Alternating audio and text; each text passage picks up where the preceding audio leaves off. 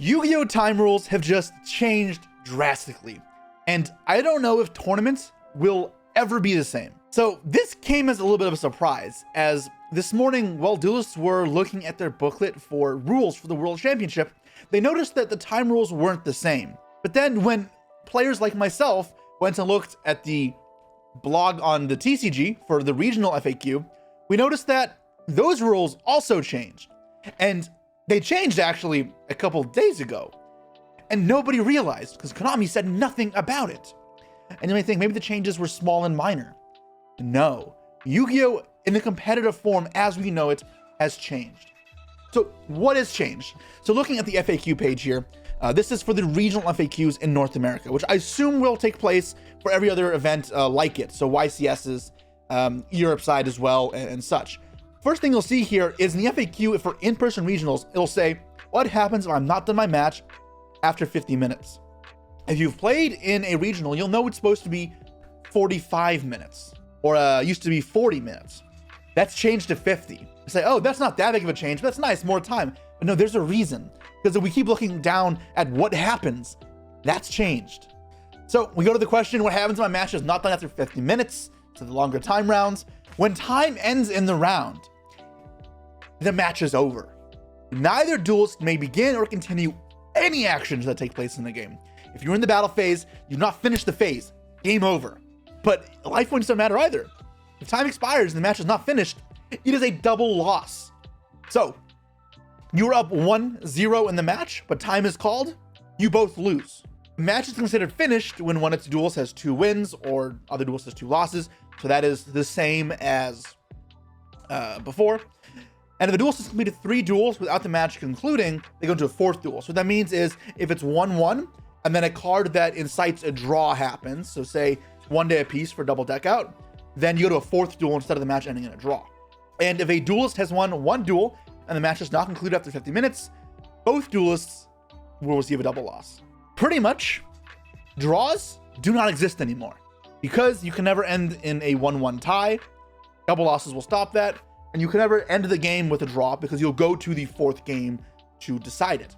And I presume this will carry on to the 5th duel and so on if you keep drawing until eventually 50 minutes pass and it's a double game loss.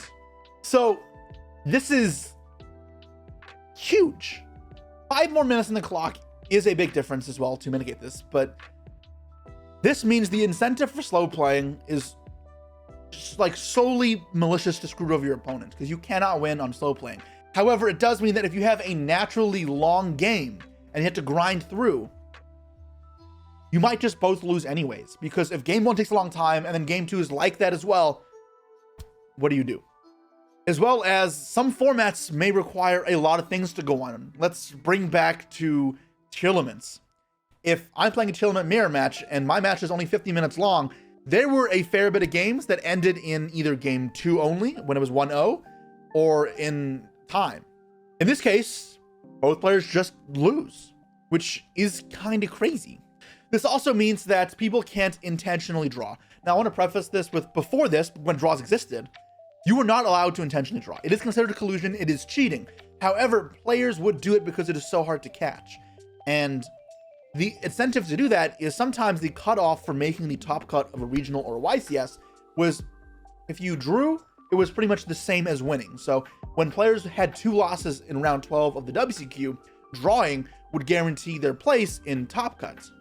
Now, again, not legal beforehand, but it was a problem with Konami events where people could sneakily and really hard to catch cheats to impact their performance. This rule does stop that, which is great. And while that is a great upside, again, it's not without downsides. Beyond just some games may take a long time, and games that would have really interesting natural conclusions now having anticlimactic ones, there's also the fact that people can kind of hold others hostage in phases similar to the way they did before, but now it's even harder to maneuver around it, right? Because before you were just screaming to the next phase, you could play the phase uninterrupted.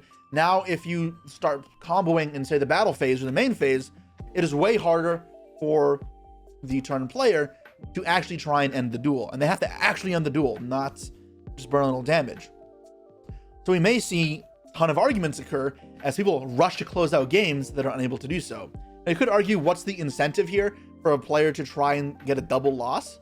And yes, the incentive is significantly less. And I do think time stalling, which again is illegal and cheating, incentivized now.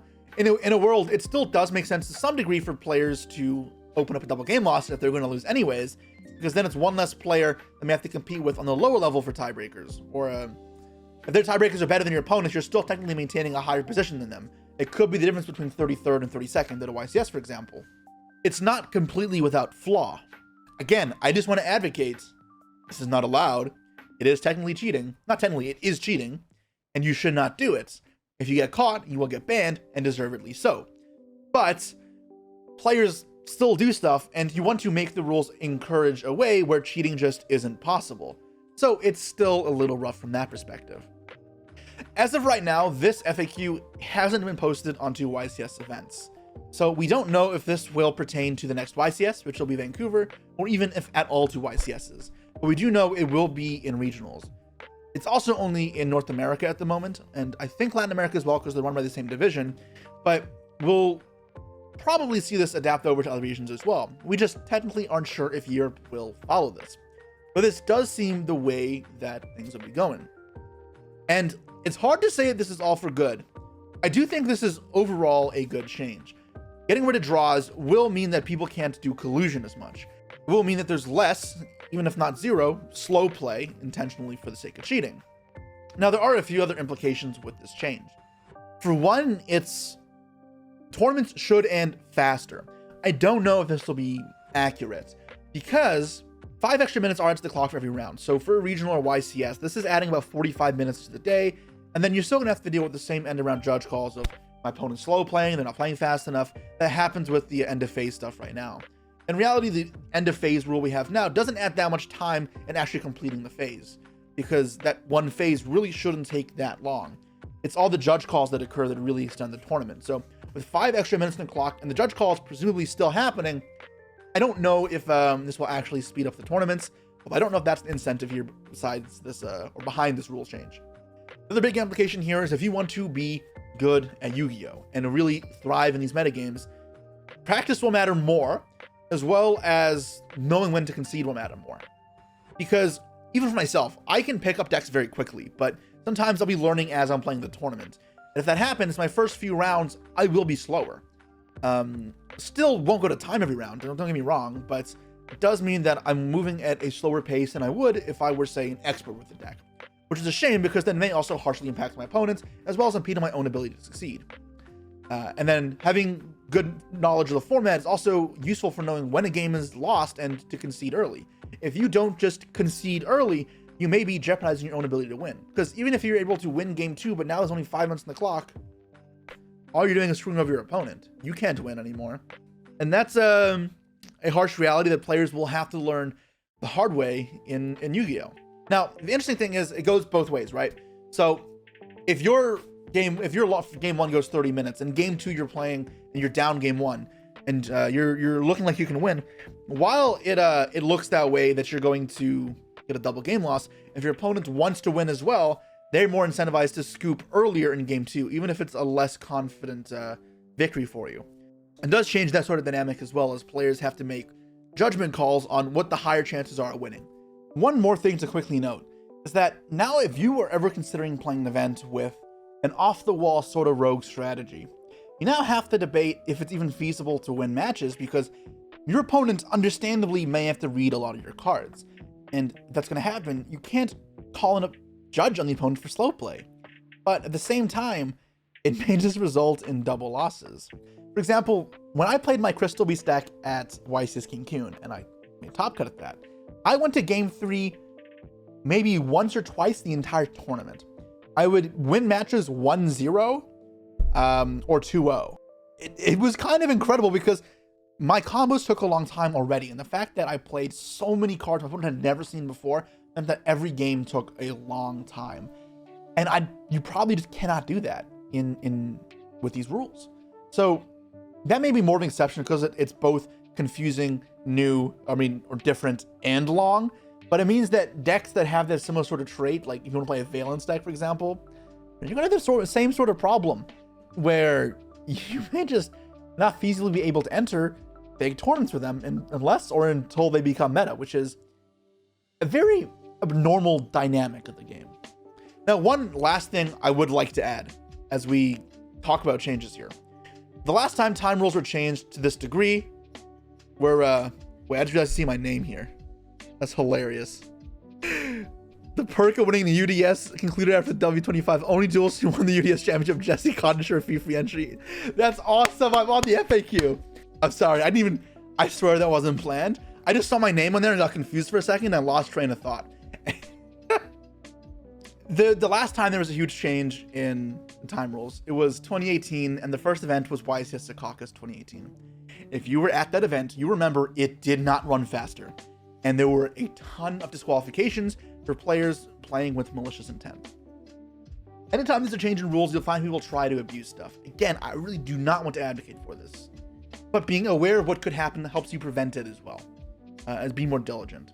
So these first few tournaments with the new rules, expect them to be longer, expect judges to be a lot more sharply focused as well, and you should be as well. Be prepared to call a judge if something's uncomfortable, pace of play, or even just not understanding how anything works, because there really isn't much downside in doing that. If you feel like you got an inappropriate time extension, it matters now more than ever.